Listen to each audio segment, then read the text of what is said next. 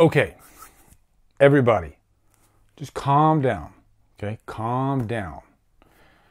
Let's get into it.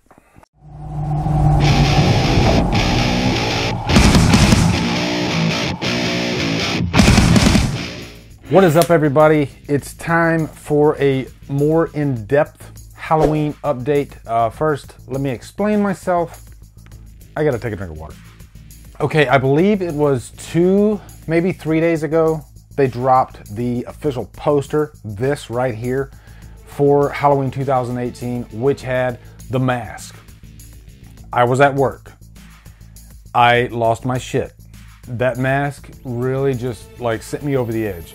It was everything I wanted, and I wanted to just get my quick thoughts out about it, you know. So that video was only like a minute long. Did not expect it to get 15,000 views. Thank you all for that. Really appreciate it. The fact that you guys care what I think about any Halloween news is like huge to me. So, and really, if I'm backing up a bit, I owe the Halloween franchise a lot for my channel. I mean, yeah, I'm a reviewer. I review a lot of movies. But if it wasn't for this franchise, I would not be where I'm at right now. My first Halloween update I did for Halloween Returns, I believe that was February of 2015. That thing got a shitload of views, and this is back when I might have had 100 subscribers at the time. I'm not sure. So yeah, this franchise has always been with me, and I think that's just because I'm such a fanatic of it, and maybe that just comes out. So anyway, I wanted to sit down, I wanted to give you a little bit more in-depth analysis on what I think about the mask, and there have been a couple of little updates along the way, even though it's only been 2 days since. So first off, a quick shout out to Michael Trapson from Michael Trapson Official on YouTube. Huge channel, major Michael Jackson fan. I'm a huge Michael Jackson fan. Me and him are good friends. We chat with each other all the time online. He's the one that sent me this news that if you brighten the picture, if you brighten the poster, you can see Myers' eyes. I didn't think you could see his eyes behind that mask. But again, if you brighten it, you can see his eyes, or eye, because they're keeping continuity in check here. If you remember in the first Halloween, in the closet scene, when Laurie, she stabs Michael with the coat hanger. And so, you know, she damaged his eye. Pretty much put his eye out.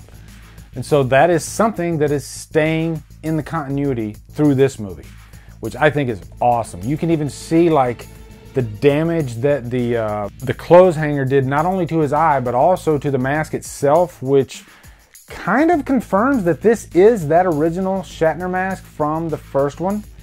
Now, James Jude Courtney designed this mask, and I think this mask is actually going to look maybe a little bit different than the Myers mask, aside from it being older looking, more aged, more weared down. And plus, I'm sure they're probably going to try to avoid any kind of legal trouble with the Shatner camp. So I'm not expecting it to look exactly like William Shatner's. If it does, that's cool. That's awesome. Also, I've seen a lot of comparisons to Rob Zombie's Halloween. Let's talk about that for a sec. As far as the look of the mask, if you watch that first movie with Rob Zombie's Halloween, the way he handled the mask I thought was excellent. That Myers acquired the mask when he was a child, and then he kind of buried it when he went away to Smith's Grove. And so when he comes back, one of my favorite scenes out of that movie is when he rips those boards off of the floor and pulls that old decrepit mask out. It literally gave me chill bumps. So, you know, it wasn't just Zombie saying, hey, let's just make a cool looking mask. No, let's actually give the mask a story. Let's give it a little bit of a backstory. And it was awesome. So that movie has some major character problems, but there are some great things about it too, as far as the mask, as far as Tyler Mane playing Myers. Yeah, and we will get into that in Rob Zombie's Halloween Revisited. So yeah, but anyway, this is the picture of the mask when it is brightened, which I've probably already shown that anyway. But yeah, I'll show it again for you. You can see, look at his eye. One is fine and one is the other. Also, this mask, a lot of people have been commenting that it looks sad. But keep in mind, when you look at the Myers mask at any given angle, it's going to look different. Even in the older movies, even in the first movie, at certain angles, he does look sad, you know. That's the great thing about that mask. You can take from it whatever you want. Sometimes one person might take something from a still image that another person will see completely different. And I think that's another reason why that mask works so well. It's bone-chilling. In my mind, it's one of the scariest masks in horror history. Hell, it's the only one that's ever given me nightmares, so that's saying something. Also, there is some news on the Jamie Lee Curtis front. Jamie Lee Curtis is always vocal about everything that's coming out with this movie. Thank God for her for doing that. She is the one that releases all this big news first and foremost, usually, it seems like. But she has seen the trailer, which is freaking awesome. Like, she's actually seen the trailer.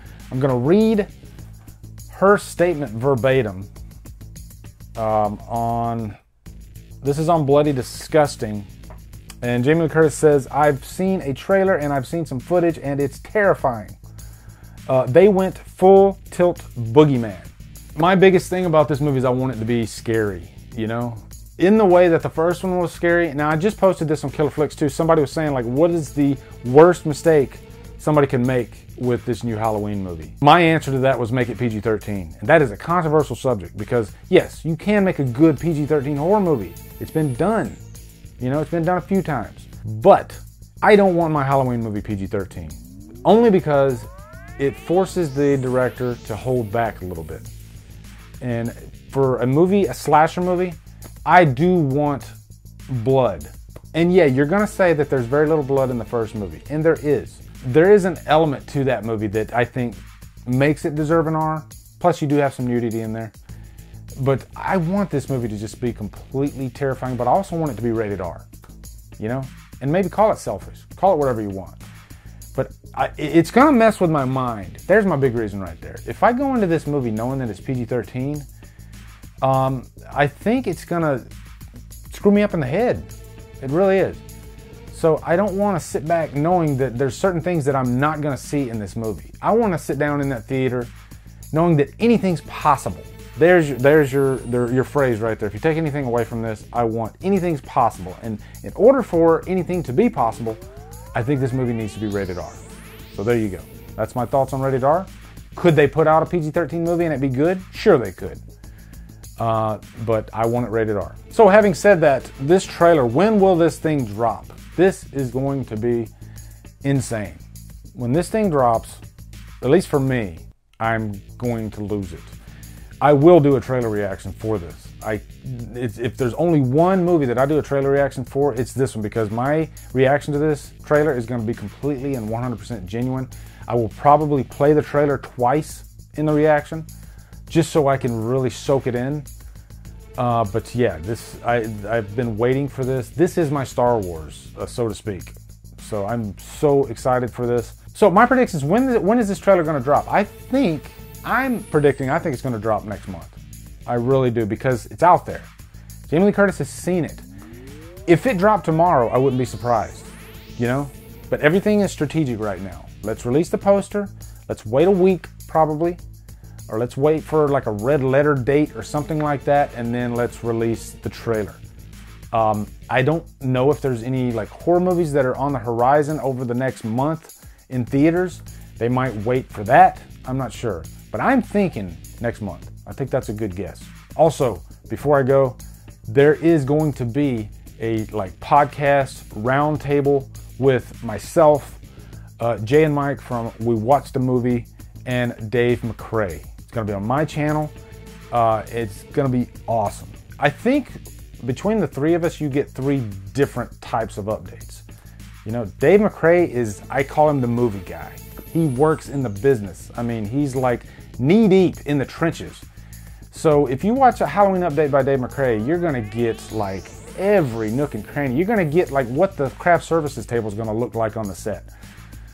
Mike and Jay are pure entertainment, you know, with a lot of knowledge. You know, they love this franchise. They have a lot of heart and soul in their updates for this movie, but they're hilarious. They're fun as hell. Hell, they're a big reason why I got into YouTube. So I'm looking forward to sitting down between the three of them and just talking about this franchise. Together, we're gonna be talking about the trailer. We're gonna break it apart. We're gonna talk about the franchise in general. We're gonna talk about what got us into the franchise. It's gonna be really fun. So I'm so looking forward to it. A little nervous, but it's gonna be cool. So anyway, guys, there's your more detailed update. A couple of new things since the poster. Post in the comments your thoughts on this. Are you looking forward to the podcast that we do together? It's gonna be right here on my channel on YouTube, and I will definitely keep you guys posted as to when it happens, but it's gonna happen soon after the trailer.